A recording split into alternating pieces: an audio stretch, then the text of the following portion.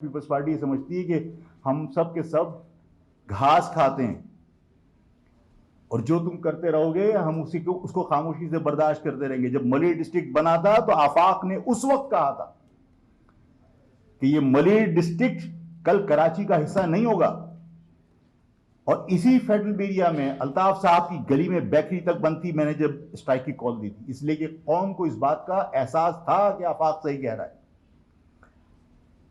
महाजर कौम को तकसीम करने के लिए फिर सबने कोशिशें की। मलिर डिस्ट्रिक्ट मैंने कहा था कि ये कराची का हिस्सा नहीं होगा फ्यूचर में।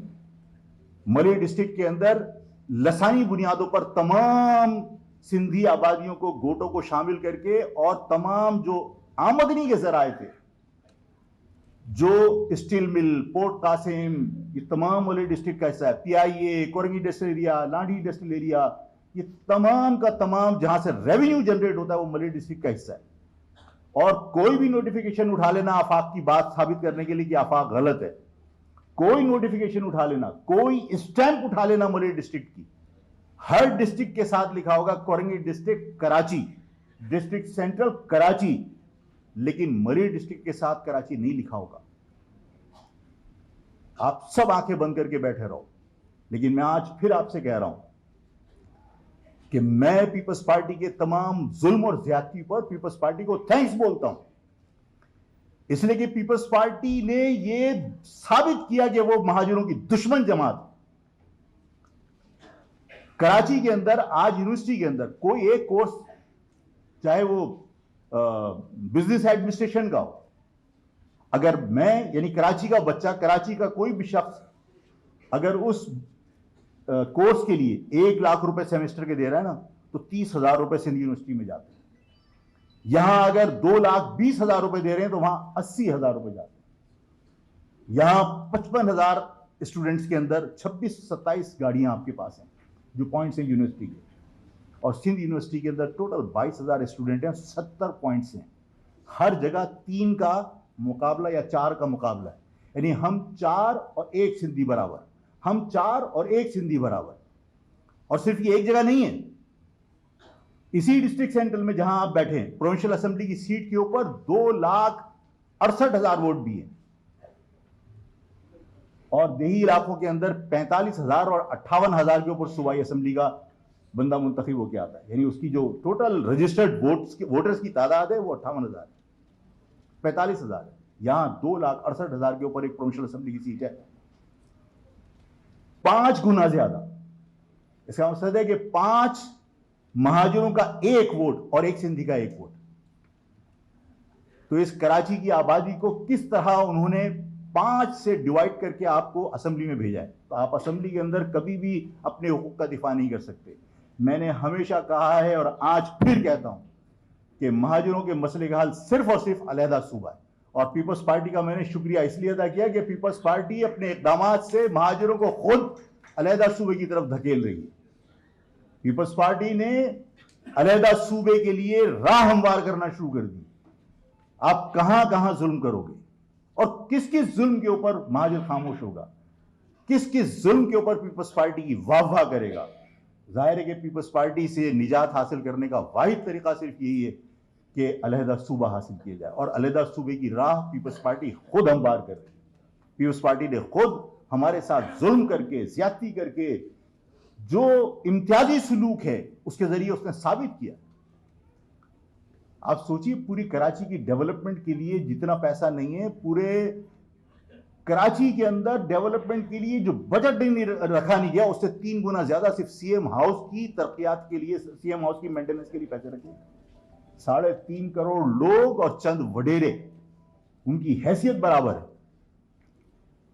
इस जुल्म के ऊपर हम कब तक खामोश रहेंगे। और जाहिर है कि इस खामोशी का मकसद ये नहीं है कि तुम्हारी हर बात को हम बर्दाश्त कर लेंगे, या इस बात का मकसद ये नहीं है कि तुम्हारी साजिशों से हम बेखबर हैं।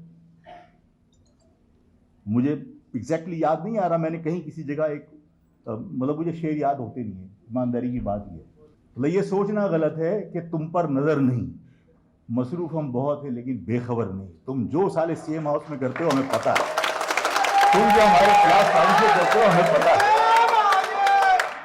इस महाजर कौम की खामोशी का मकसद ये नहीं है कि वो ला इल्म है, वो सोशल मीडिया पे जब अपनी चीजें शेयर करती है और लोगों से कहती है ना कि ये जुल्म हो रहा है, जागो, इसका मकसद है कि लोगों को एहसास है कि हमारे साथ गलत हो रहा है, लोगों को एहसास है कि तुम्हारे साथ जो कुछ हो रहा है वो महाजर कौम की वजह से हो रहा है, तुम्हारी जबान की बुनियाद के ऊपर हो रहा है।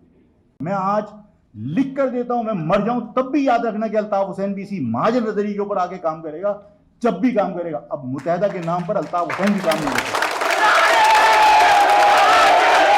किसको काम करना होगा, किसको काम करना है? इलेक्शन को नताइज,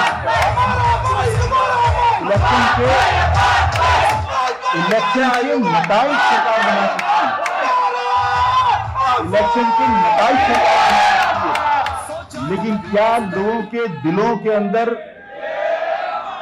अपनी सोच एजेंसियां डाल देंगी? इस महाजर नजरिए को लोगों के दिलों से निकाल के फेंक दोगे? तुम इलेक्शन का रिजल्ट बनाते रहो। इलेक्शन के रिजल्ट से क्या होता है? सबको पता है कि इलेक्शन के रिजल्ट्स कैसे बने थे और उन इलेक्शन के रिजल्ट्स की वैल्यू क्या है, सबको पता है। इस शहर में ना महाजर इतिहाद से कोई किसी को रोक सकता है और ना इस महाजर नजरिए के फरोग को कोई रोक सकता है।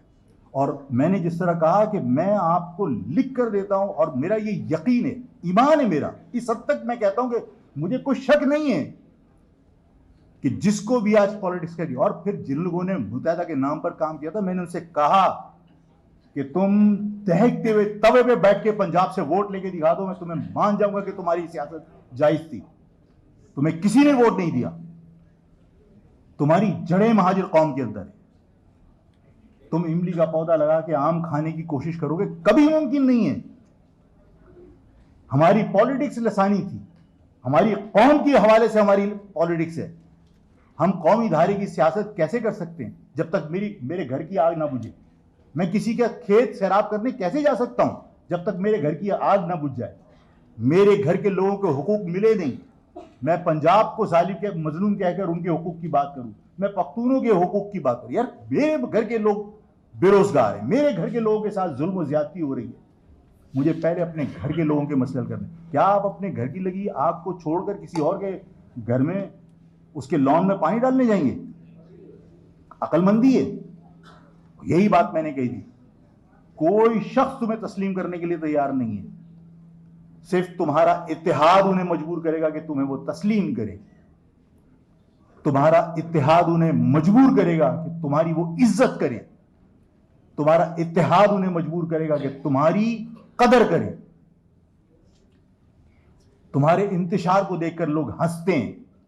और बाज़ औक़ात मैं अपने लोगों से, साथियों से कहता हूं, तोलो अपने आप को कि नफा तुम कमा रहे हो, तुम कुछ हासिल तुम कर रहे हो या गंवा रहे हो। छोटी सी मेरी तो बातें भी बड़ी मतलब छोटी छोटी और सादा सादा होती हैं ताकि लोगों को एहसास हो कि हाँ, ये दुरुस्त कह रहा है। कोई लगी लिपटी और कोई साइंस की बुनियाद पर मैं बड़ी बड़ी बातें नहीं कर रहा। आप अपने गिर्द जितने लोग बैठे ना, सब अपना जायजा लो। फेडरल एरिया में अगर किसी के पास 120 गज का मकान है ना, तो वो भी 3 करोड़ से कम का नहीं है। लेकिन पूछिए कि उनके बाप ने या उनके दादा ने ये मकान कितने हजार में खरीदा था। इसका मकसद है कि वही चंद हजार तुम्हारा एसेट है। आज उसकी वैल्यू 3 करोड़ जरूर है, लेकिन तुम्हारा एसेट क्या, तुमने कमाया क्या? उस 5,000 के बाद तुमने दूसरा 5,000 रुपए का कोई मकान बनाया? नहीं। ऐसा ही है ना। इस नाज़िमाबाद के ब्रिज के नीचे 20 रुपए किराए पर चारपाई लेने वाला आज 20 करोड़ का मालिक है। कौन कमा रहा है शहर से? कौन फायदे में? आप अपने बाप के मकान को, जब औलाद बड़ी होती है, शादियां होती हैं, फिर कहता है मकान को बेच दो, हमारा हिस्सा हमें दे दो, हमारी बेगम साथ ही रहना चाहती, फिर साले मकान अलग अलग कर लेते हैं। पता चला आपके मकान के 4-6 हिस्से हो गए। उसके बाद फिर आप जो है ना किसी गोट के अंदर जो कच्ची आबादी में मकान खरीद रहे हैं। आप तनज़्ज़ुली की तरफ जा रहे हैं या तरक्की की तरफ जा रहे हैं?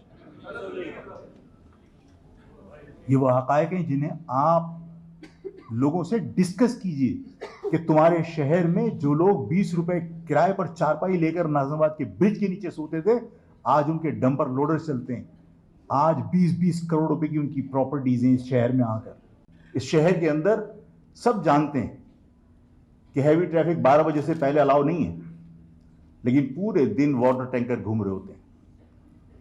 मैं आज आपके सामने बिल्कुल बिला खौफ कहता हूं कि पानी का कारोबार मैं और आप कर ही नहीं सकते।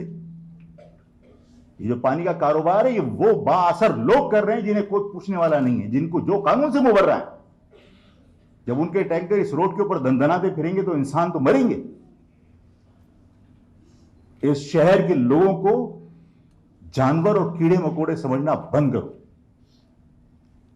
मैं मुअद्दबाना गुजारिश करता हूं कि इस शहर के अंदर जो लोग रोज पानी के टैंकरों के नीचे कुचले जा रहे हैं, ये टैंकर भी जाहिर है बाअसर लोगों के हैं। हाइड्रेंट्स किसके हैं? मेरा और आपका थोड़ी हो सकता है। आपको पता है कौन पानी बेच रहा है? पूरे शहर के अंदर पानी की सप्लाई लाइन के जरिए होनी चाहिए, और अगर मुमकिन नहीं है और कहीं कोई प्रॉब्लम है वक्ती तौर पर, तो भाई आप रात को 12 बजे से पहले पानी का टैंकर नहीं चलाओगे। हुकूमत इस बात को यकीनी बनाए ताकि इंसान की जिंदगियों से खेलना बंद हो। सियासी पॉइंट को सब्सक्राइब कीजिए और लाइक कीजिए और घंटी बजाना ना भूलिए, ताकि आपको हमारी नई वीडियोस का नोटिफिकेशन मिलता रहे।